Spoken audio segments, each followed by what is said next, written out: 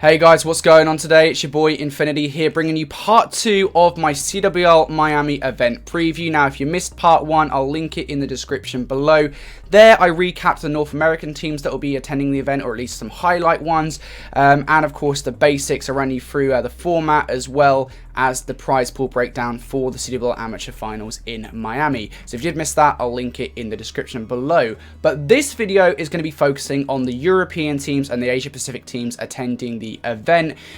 So if you're interested in the international teams that are coming to challenge the Americans on their home turf, this is the video for you. Without further ado, let's get into it.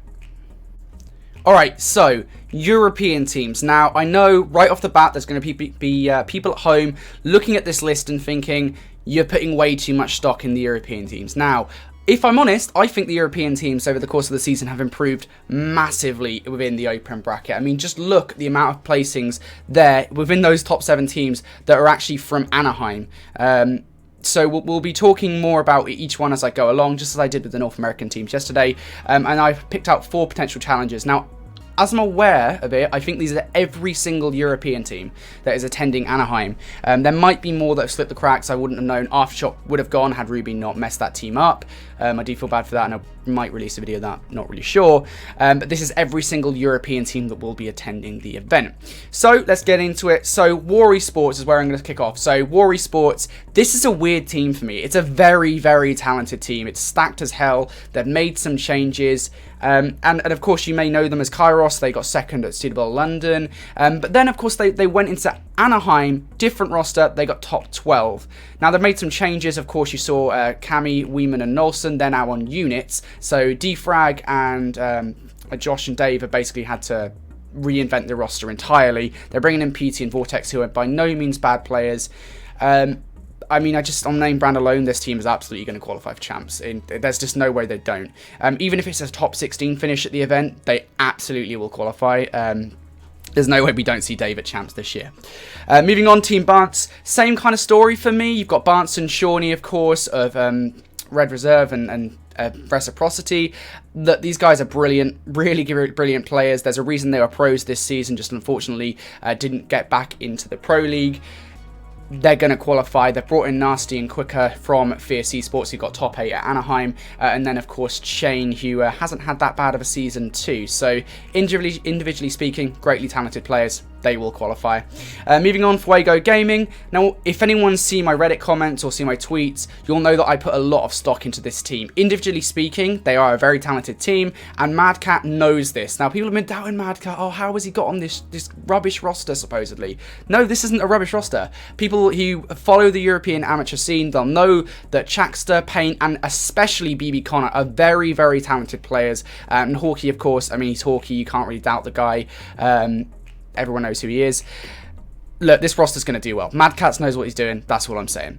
Moving on, Singularity. Now, if I had to pick any team that I would say individually the most talented team on this entire list, I'd pick S&G. Detain, Insight, Bids, Keza, Kleenex, they're all very consistent players. Kleenex coming back to the roster. Now, I put a lot of stock in this guy. He's a young prodigy. Within a year or two, he's going to be on a pro team without a shadow of a doubt. And he's joining a Core 4 who are brilliant. They've had an incredibly consistent season. Now, technically speaking, we did have actually Detain. I think it was Detain, Insight, and Keza. I might be wrong in saying that. That were under Fuego and got top 6 at Anaheim. Like I said, I put a lot of stock into this team. I see them qualifying, and they're actually potential contenders for getting maybe top 4, top 3 at the event.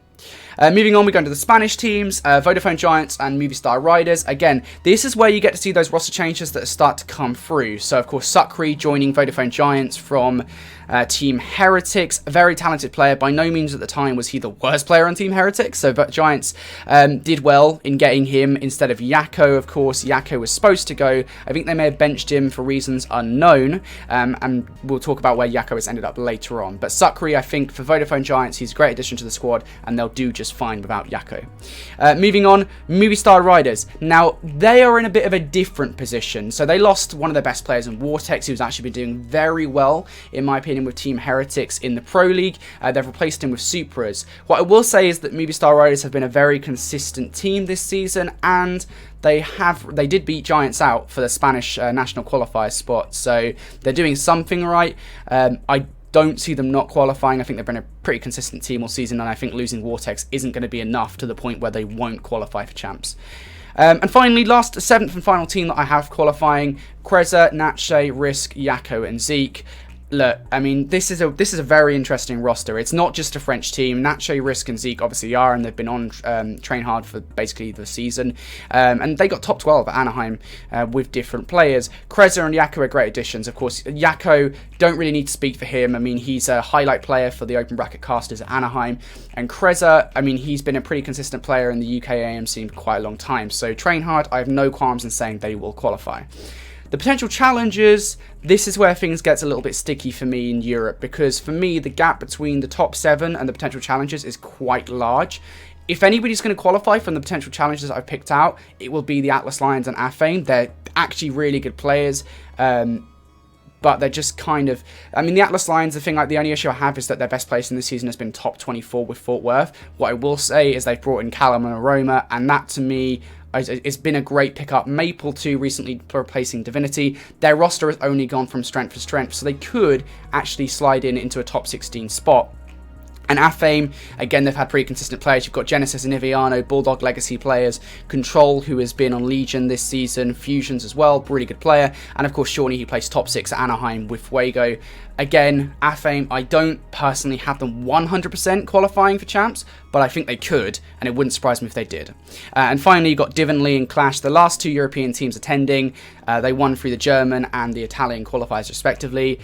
If I'm honest, I don't see them getting through, given how heavy the competition is. I mean, this is the best competition we've had in open brackets since Las Vegas, but I think Divinley maybe could. I mean, they surprised teams at London. They got a top 8 finish, so anything can happen, but honestly, I don't see these guys touching champs qualification.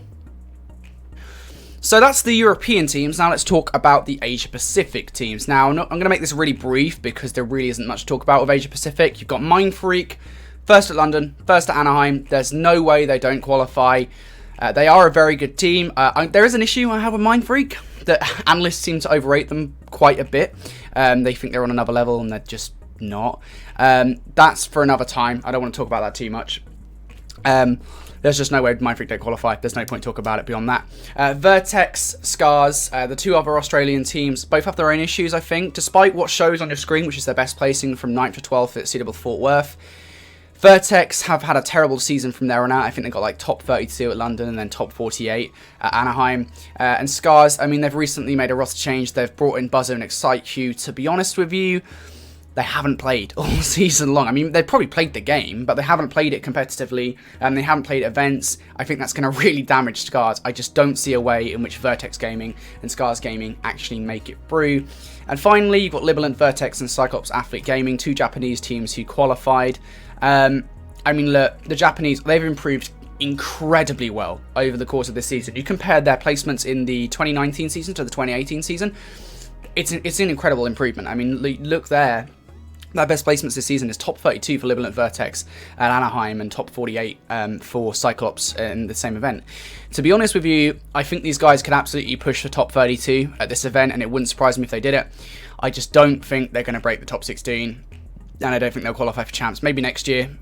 But actually, no, never mind, because we've got franchising. But yeah, I think that's going to do it for the Australian team. Unfortunately, I think we're only going to get 1 APAC team at champs. Like I said, could be entirely wrong. I don't think there's any more APAC teams attending Miami. If there are, I'll be very surprised. But that's going to do it for the APAC teams. So that's going to do it for this video, guys. Thank you so much for watching yet again. This has been part 2 of my CWL Miami event preview series. Of course, part 3, the 3rd and final part, will be arriving tomorrow, where I'll be talking about the final 16 teams that I think will qualify for champs, as well as who I think will be winning the event, what the top 16 will actually end up looking like. Again, thank you guys for watching. If you did like this video, please like and subscribe to my channel for more content to do with the Call of Duty amateur scene. And we'll see you guys in the next one.